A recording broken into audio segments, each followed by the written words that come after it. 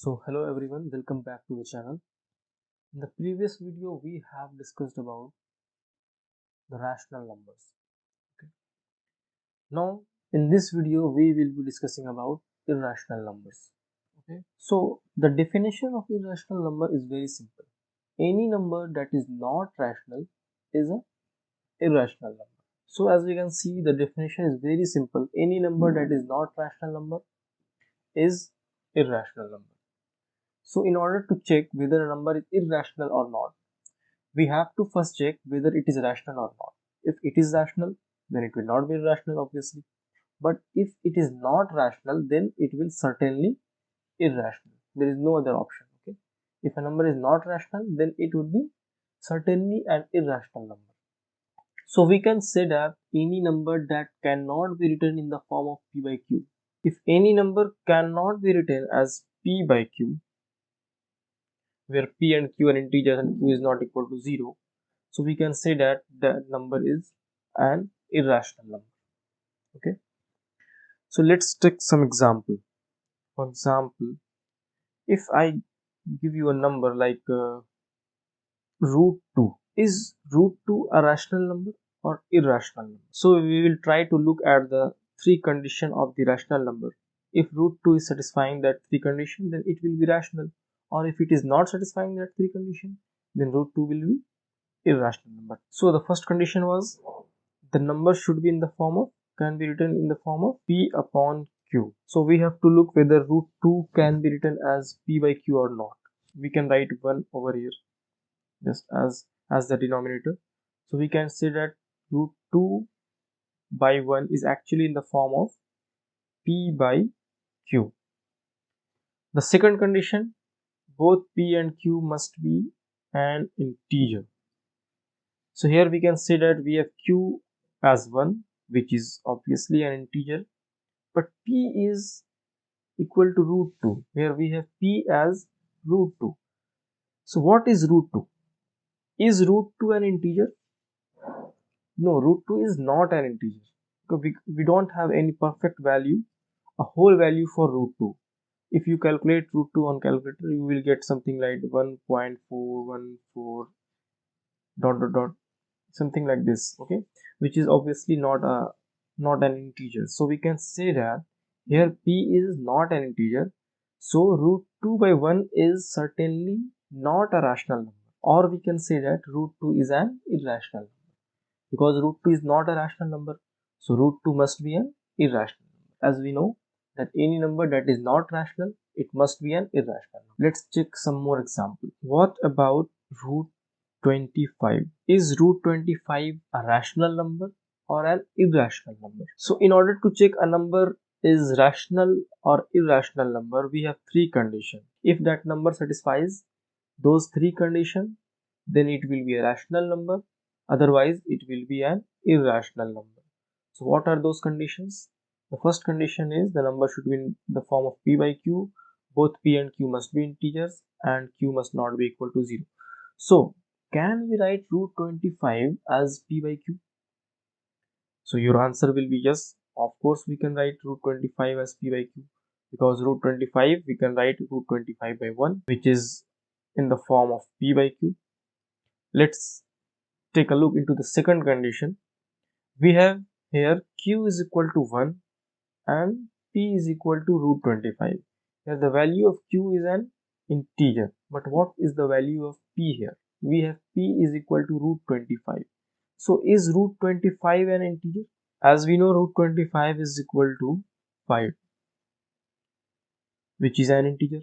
So we can say that the value of root 25 is an integer. So root 25 is actually an integer.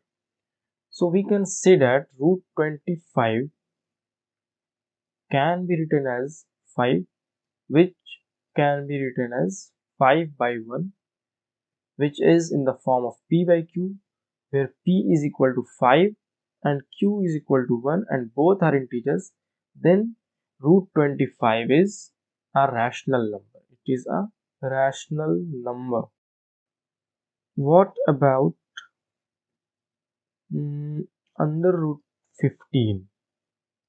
Is under root 15 a rational number? Under root 15 can be written as under root 15 upon 1. So it can be written as p by q. Is both p and q integer here? As we can say that here p is root 15 and q is 1. So q is integer here, but is p here an integer? Here we have p is equal to root 15, which is not an integer. Neither it has a value which is an integer. If we calculate root 15, we will not get an integer. We can say that p here is not an integer, which means that root 15 is not a rational number. Root 15 is not a rational number. Hence, it is an irrational number. So, other examples will be root 6, root 7, root 8, root 10, root 11, and so on. What about root 9? Is root 9 a rational or an irrational? Since we can write root 9 as 3, which is obviously equal to root 3 by 1. Here we have p as 3 and q as 1, both are integers, and q is not equal to 0 here, as we can see. So we can say that root 9 is a rational number. So root 9 will be a rational number. What about root 12? Root 12 will be an irrational number since we don't have any integral value for root 12. Okay, we will not get any integral value for root 12. Hence, it will not be a rational number. It will be an irrational number. So we can conclude that the square root of any number that is not a perfect square, okay, is an irrational number. So square root of a perfect square number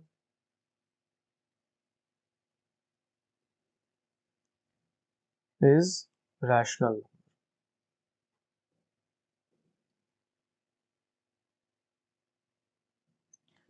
For example, root 4 is equal to 2, which is a rational number. Similarly, root 9, root 16, root 25, root 36, root 49, root 625, which is equal to 25 basically, root 121, and etc. These all numbers are an example of rational, okay? But square root of not a perfect square,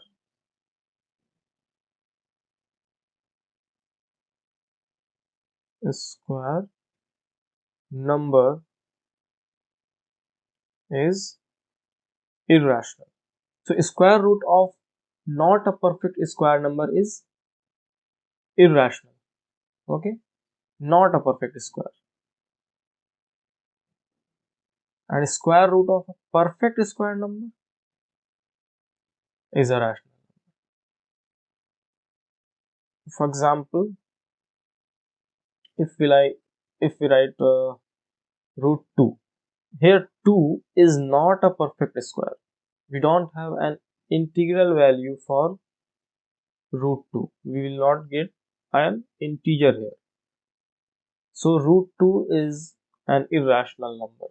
Similarly, root 5, root 6, root 7, root 8, root 12, root 15, and so on. So I hope that you have got the idea of rational and irrational number. Now we will discuss about real number and their decimal expansion. So here are two terms. First is real number. You all know what a real number is. Any number that can be represented on a number line is known as real number. What is decimal expansion? What do you mean by decimal expansion? You must have heard about decimal in your earlier classes. And what is the meaning of expansion? Expansion means to expand something, to stretch something. Okay. For example, let us suppose I write 5 upon 2. So this is in the form of a fraction. This is in the form of an improper fraction. What if I tell you to write it in the form of decimal? Then what will you do? You will divide 5 by 2. You will get 2 to the 4, 1 decimal 0 to 5 ja 10. You will get 2.5. This is known as decimal expansion of 5 by 2. Okay. So we can write any real number in the form of decimal. That is known as decimal expansion. Now let's take another example. What if I tell you to write the decimal expansion of 1 by 3? Okay. So you will follow the same procedure. As you can observe here, you are not getting 0 as remainder. Okay. This question will not terminate ever. You will be getting 3, 3, 3, 3, 3 and so on. But you will never get 0 as remainder here. As you can say, in this case, we were getting 0 as remainder. After some digits, we will be getting 0 as remainder. But in this case, you will not be getting 0 as remainder. Okay. So on the basis of this, we can say that decimal expansion has various cases. Let's have a look on those cases. There are basically 3 cases. Okay. The first case is getting 0 as remainder. This is also known as terminating, which means to end. So that type of decimal expansion in which we get 0 as remainder sooner or later. Type of decimal expansion is known as terminating decimal expansion. For example, 11 upon 2. What if we try to write this fraction in decimal expansion? We will follow the same procedure. So we will get 5 decimal 5, 5.5, which is actually a terminating decimal expansion. Since the digit after decimal, the decimal part terminated. So we can say that this is a terminating type of decimal expansion. Let's take another example like 15 upon 4. What about 15 upon 4? Is this a terminating one? Let's check. So look, in this case also we are getting 0 as remainder, and the decimal part is also getting terminated after 2 digits. So we can say that this is a type of terminating decimal expansion. Okay, cool. Let's have a look on another cases of decimal expansion. So the second case is non-terminating. So as the name suggests, here we will be getting a decimal expansion of which the decimal part is non-terminating. It will never end. Okay. That type of decimal expansion is known as non-terminating decimal expansion. Let's have a look on some examples. For example, 1 upon 3. If we divide 1 upon 3, we will get. So we will not be getting remainder as 0 here. We will be getting 1 all the time. And since you can also see that here the decimal part is not terminating. Again we will put 3 here. We will get 9 here and remainder will be 1 again. So we are not getting 0 as remainder here, and also the decimal part is not terminating. So this type of decimal expansion is known as non-terminating decimal expansion. Let's have a look on another example. What about 1 upon 7?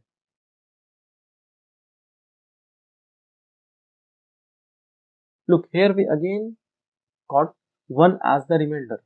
So when we again try to put some quotient here, we will again be following this whole series. We will again be getting 1 here, then again 7, 1 is 7, then 3 will be the remainder, then again we will follow this, then again we will follow this pattern from here, 3, then we will get remainder 2, then again we will get remainder 6, and this decimal part will never end.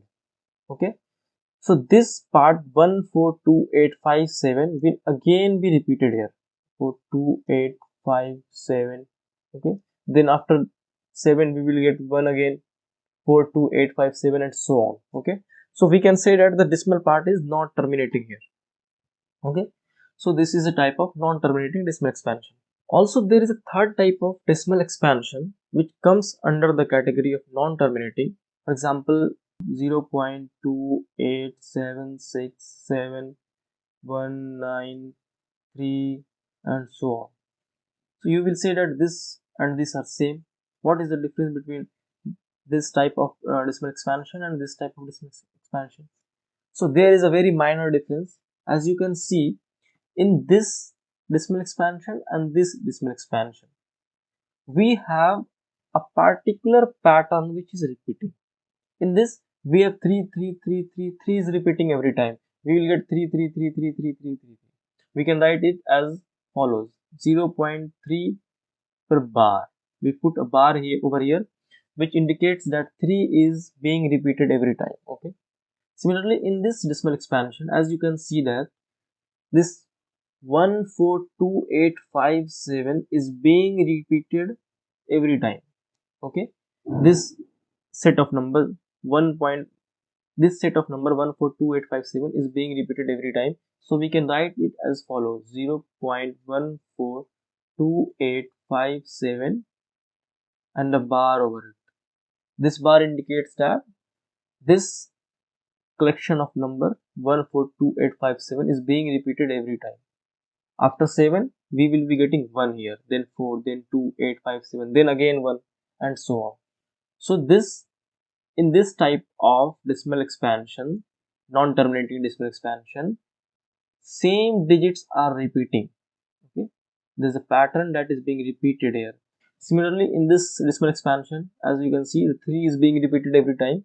So this type of decimal expansion is known as repeating non-terminating. Okay, repeating non-terminating. We will write it later on the next slide. Similarly, as you can see here, we have non-terminating decimal expansion, but we are not getting any kind of repetition here.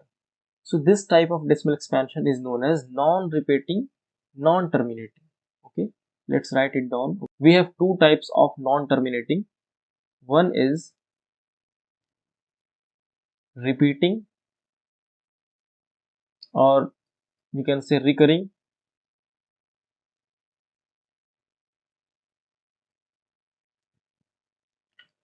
and the second one is non-repeating or non-recurring.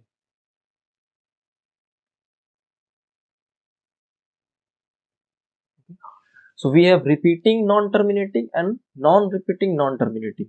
There are two types of non-terminating decimal expansion. I hope you have got the idea of repeating non-terminating as well as non-repeating non-terminating. So here we have a very important piece of information, which is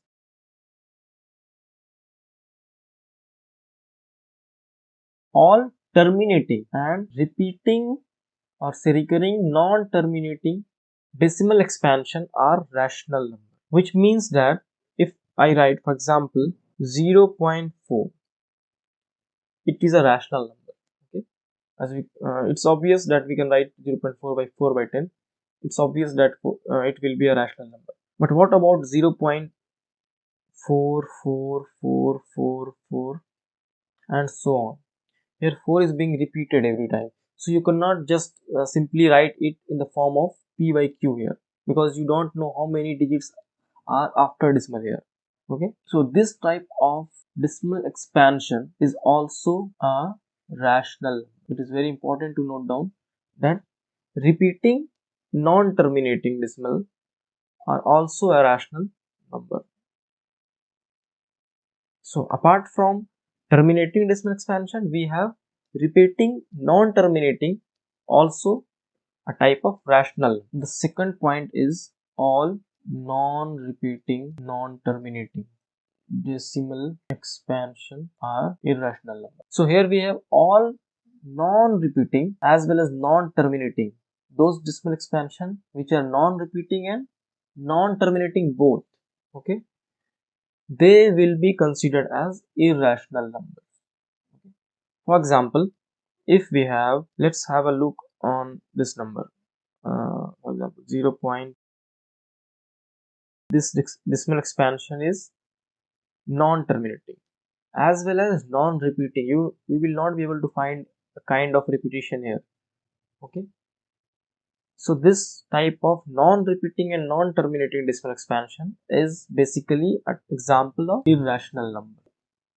What about root 2? As we all know that root 2 is an irrational number.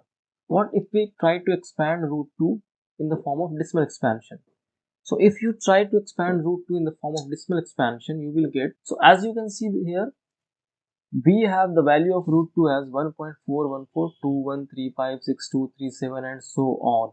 And although as you can see here in the calculator, the decimal expansion has terminated on 7, but it's not like that, okay. You will be getting more and more numbers forever, okay. So the root 2, the decimal expansion of root 2 is non-terminating as well as non-repeating. So that's why you can say that root 2 is an irrational number, okay. Root 2 is an irrational number. So in the both way you can prove root 2 as in an irrational number. First is by the p by q form, and second is by calculating the value of root 2 in the decimal expansion. Similarly, you can say this about same thing about root 3, root 5. Okay, if you try to calculate the value of root 3 and root 5, you will get a non-repeating and non-terminating decimal expansion, which obviously means that root 2, root 3 and root 5 is basically an irrational number. So that's all for today. I hope you have got the idea of rational number, irrational number, and the various types of decimal expansion, and how can you identify a decimal expansion whether it is a rational number or an irrational number.